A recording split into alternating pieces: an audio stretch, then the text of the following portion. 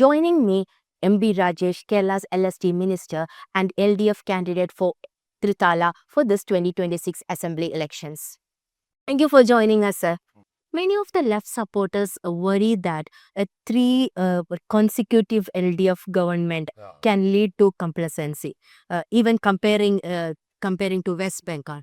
So, how do you address those concerns? Those concerns are,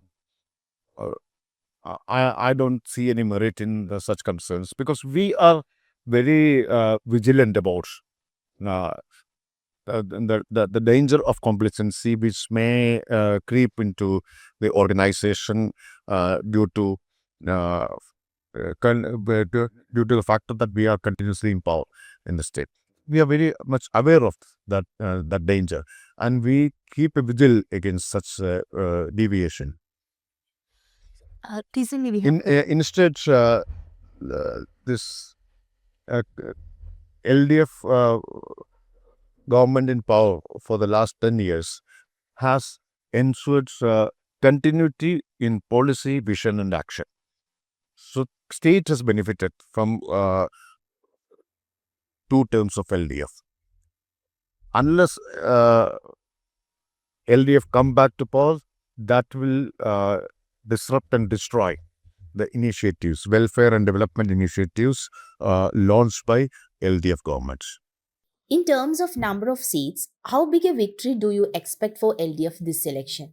Yeah, we will. Our target is 110 seats. We will improve our tally, and we will come back to power again in 2026. We are going to create yet another history by winning a third term. Recently, Rajiv Chandrasekhar has said that Kerala's low infant mortality is due to the youth migration. How do you respond to that claim? So, what can I reply to him? What kind of an argument is this? It's an absurd argument, no? So, I cannot reply to such people who make such absurd statements. Kerala has been in the forefront in reducing infant mortality for so many decades. So this was mainly because of the work done by the first communist government and the consecutive left-front governments came to power in the states. So we have invested heavily in education and health. So this has resulted in low infant mortality rate. And in the last 10 years, we are especially focused on Sustainable Development Goals (SDG), which is focusing on reduction of infant mortality. So now Kerala has surpassed United States in neonatal mortality. It's 5.61 in US and it's 5 in Kerala per 1 lakh live birth. So that means that this record. This is the result of Kerala's record of huge investment in social sectors. BJP people cannot understand this. The BJP candidate from Guruvayur has said that there should be Hindu MLAs for temple towns. So, do you see that this is a worrying push towards communal representation? Yes, of course, this is an attempt to create a communal divide in the state. This is the only way BJP can act, no?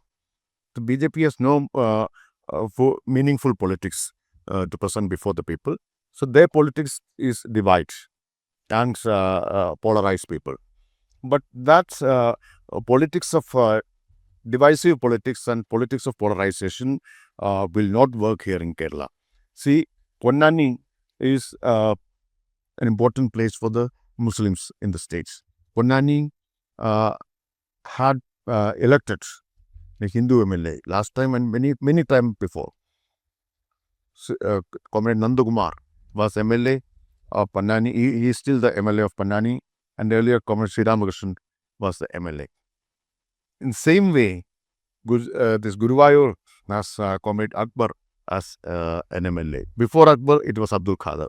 So this is the real Kerala story.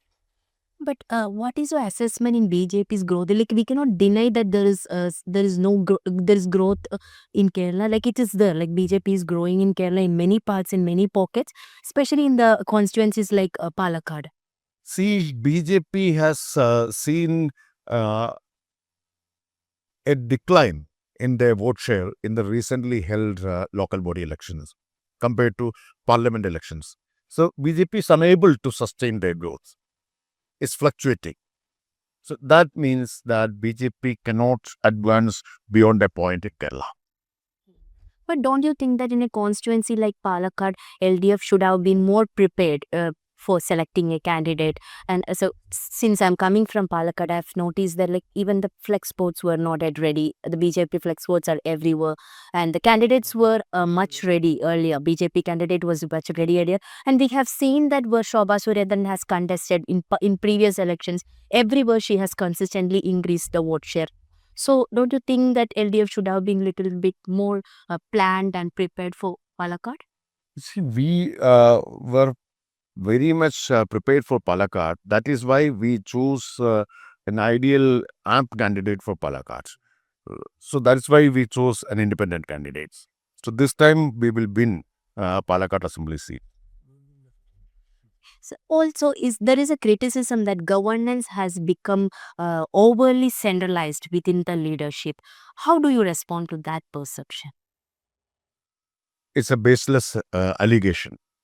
See, Kerala has successfully implemented, just an example, I'm telling you an example, implemented extreme poverty eradication program. It was implemented uh, through the local self-government institutions. A centralized government or governance uh, is unable to carry out such a mission.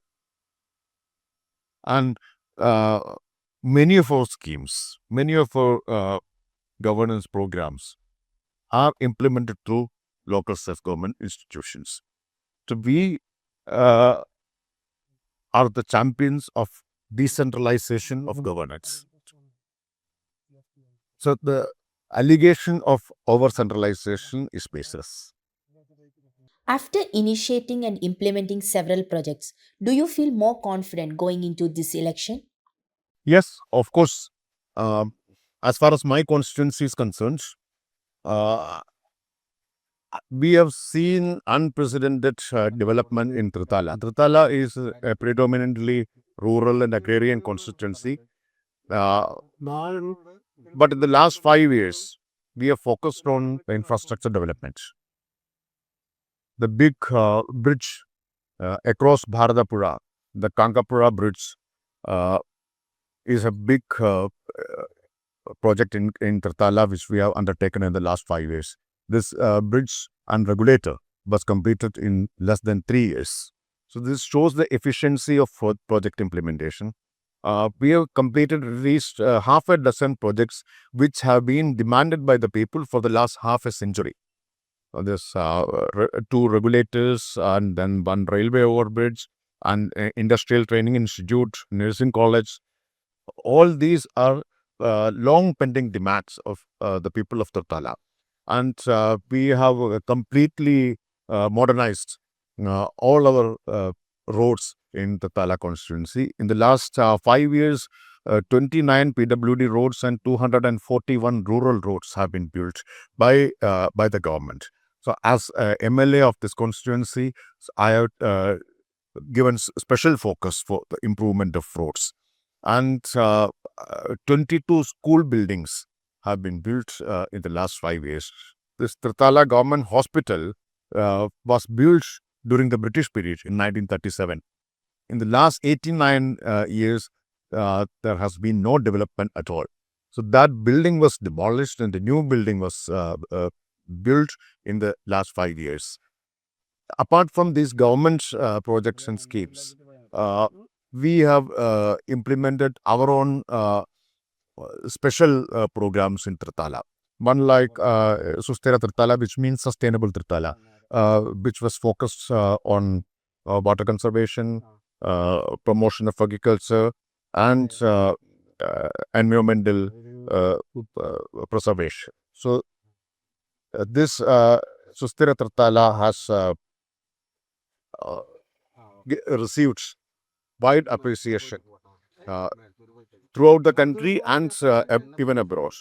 The International Conference on Sustainable Development held in Rome in 2025, September 10 and 11, 2025, we were invited to present the Tritala project in that conference. And another program is Enlight Tritala, which is a comprehensive education program. So under this Enlight Tritala, one important uh, scheme we adopted is crowd-funded scholarship. We have distributed scholarships to meritorious but poor students to the tune of rupees 30 lakhs in this assembly constituency. And another program is a comprehensive health program that's called Anbode Tritala. We have conducted many multi-speciality mega medical camps involving all super specialty hospitals, main super specialty hospitals in the state. So these are some of the development activities we have undertaken in Tritala in the last 5 years. We have given special focus to sports. A rural stadium was constructed in one panchayat. Another sports complex is being constructed, is under construction in Tritala panchayat. And we have distributed sports kits to all registered sports clubs in Tritala. And we have constructed open gymnasiums for fitness. So these are the few activities we have undertaken the last 5. Many of the left support. And I have presented a progress report before the electorate of Tritala. Oh,